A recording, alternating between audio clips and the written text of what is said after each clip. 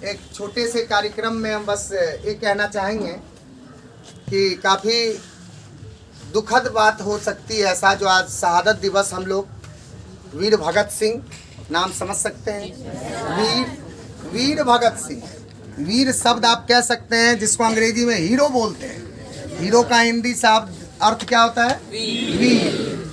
अर्थात आप कह सकते हैं कि वीर जो हीरो होता है कोई युवा ही होता है, और उस युवावस्था में आप नाम सुने होंगे वीर भगत सिंह और क्या नाम है, सुखदेव, राजगुरु।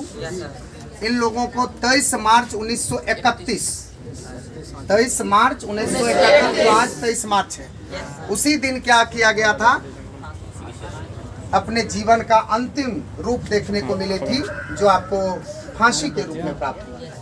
रीजन कुछ नहीं था, रीजन बस यही थी कि अंग्रेजों के जो तलवे चाटने वाले जो कुछ लोग थे हमारे भारत में, सुन रहे हैं, उनको ये चीज़ अच्छी लगती थी। लेकिन ये युवा जो होते हैं, मैं बार बार आपको बताता रहता हूँ कि युवा के जुबानों से क्रांति आती है, युवा के विचारों में क्रांति होती है।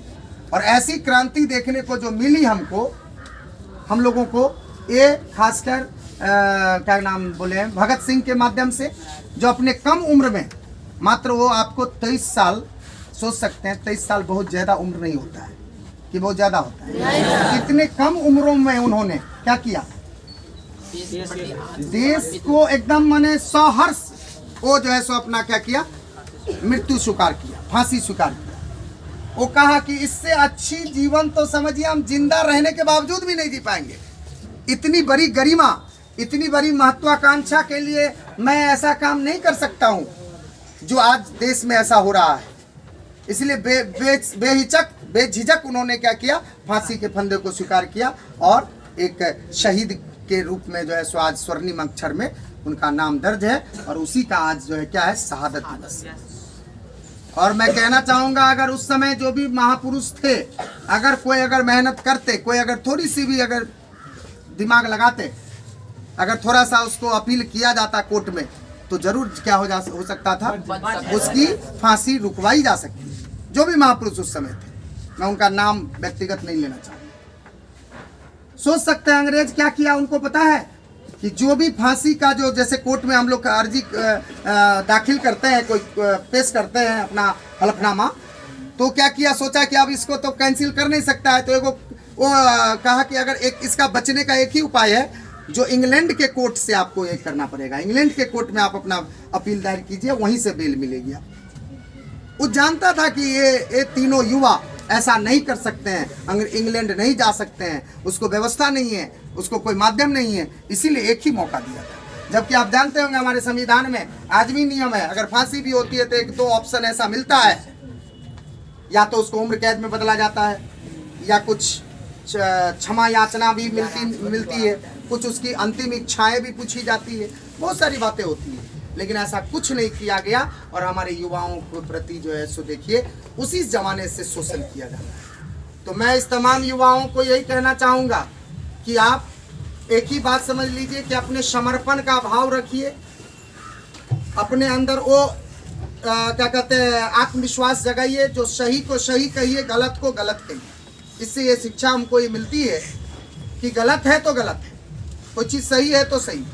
इसके लिए हमको मर मिटना पड़ेगा, हम मर मिट जाएंगे भाई। जीवन में आए हैं मरने के लिए ही तो आए हैं, कौन सदा जीवन जीने के लिए आया है, कौन क्या चीज लेकर के यहाँ रहेगा।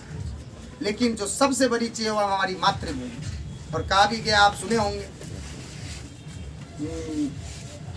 एक पंक्ति मुझे याद आ रही है, जैसे जो पंक्ति थी, कुछ समय के बाद मैं आपको इस पंक्ति बताऊंगा कि मुझे उस पथ फेंक देना वनमाली, जिस पथ जाए वीर अनेक। मैं दूसरी लाइन बोल रहा हूँ, पहली लाइन कुछ मिसमाइंड हो रही है।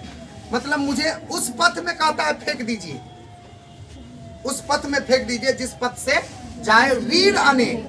मतलब मुझे अपने जान को उस रास्ते में न्यौछावर कर दीजिए जिस रास्ते से कौन गुजरता है, जितने वीर हैं, जो देश प्रेमी लोग हैं, जो देश सेवक लोग हैं, वो गुजरते हैं, उस रास्ते में हमको दे दीजिए कि कम से कम मेरी भी क्या हो, अंतिम इच्छा उनसे पूरा हो जाए। और मैं भी अगर सांस भी अगर तनिक सा भी चलता हो तो मैं उनके इशारे पे मैं भी उसके साथ देश की सेवा में जाता रहूँ। क्योंकि मैं ना रहूँगा लेकिन आने वाले पीढ़ी तो हमारे देश में रहेंगे, तो कम से कम ये सब सिस्टम हम लोगों को, युवा वर्ग को सोचनी पड़ेगी। तो बड़ी असीम आज कृपा है जो आज इस शिक्षण संस्थान के माध्यम से हम सभी एक छोटे रूप में ही वीर भगत सिंह को, राजगुरु और सुखदेव, इन तीनों महापुरुषों को हम लोग क्या किए, एक संक्षिप्त रूप में याद किए। एक बार हम लोग नारा लगा लेंगे संक्षिप्त रूप में। सबसे पहले बोलिए वंदे मातरम, वंदे मातरम, भारत माता की जय, भारत माता की जय। सरदार भगत सिंह हमारे, सरदार भगत सिंह हमारे, सरदार भगत सिंह हमारे, महापुरुष सुखदेव हमारे, महापुरुष सुखदेव हमारे, और राजगुरु साहब हमारे, राजगुरु साहब हमारे। इन तीनों महापुरुषों में ज्यादातर हम लोग भगत सिंह के नाम से परिचित रहते हैं, क्योंकि नेतृत्व वही कर रहे हैं, है ना। तो बड़ी असीम कृपा है आप लोगों का भी। निश्चित ही आप युवा पीढ़ी हैं, आप नहीं जानेंगे तो कौन जानेगा इस चीज़ को। नहीं तो धीरे धीरे तो ये सरकार देखते हैं हर चीज़ को तो गौन करती जा रही है, और युवाओं की जो भी अपनी महत्वाकांक्षा है उनको धीरे धीरे कुचलता जा रहा है। इसलिए मैं चाहूँगा आप लोग भी आगे चल करके इस दिन को जरूर ध्यान में रखेंगे। और बड़ा दुखद बात ये भी है, मैं बता दूं कि देखिए कुछ ऐसे महापुरुष थे जो 23 मार्च को देखिए ये हुआ, क्या हुआ, फांसी हुई।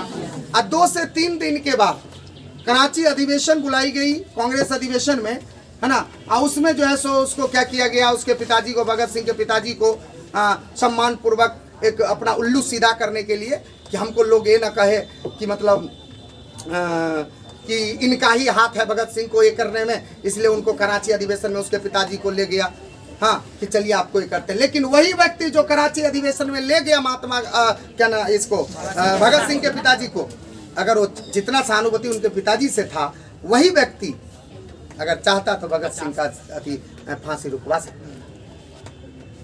लेकिन हमको जैसे लगता है एज ए मैं जैसे अपना एक थिंकिंग बोल रहा हूँ कि अगर रुकवाना भी चाहता अगर शायद, तो भगत सिंह सहर्ष उस चीज़ को स्वीकार कर लिया था। वो देख रहा था कि जो गंदगी थी समाज में, वो गंदगी में वो नहीं रहना चाहता था। वो चाहता था इससे अच्छा है कि हम चल ही बसे तो बेहतर हो, देश के लिए अपना निकल। चलिए इतना ही कह के हम अपने वाणी को विराम देते हैं। आप लोग अपने अपने गंतव्य को जाएंगे। जय हिंद, जय भारत।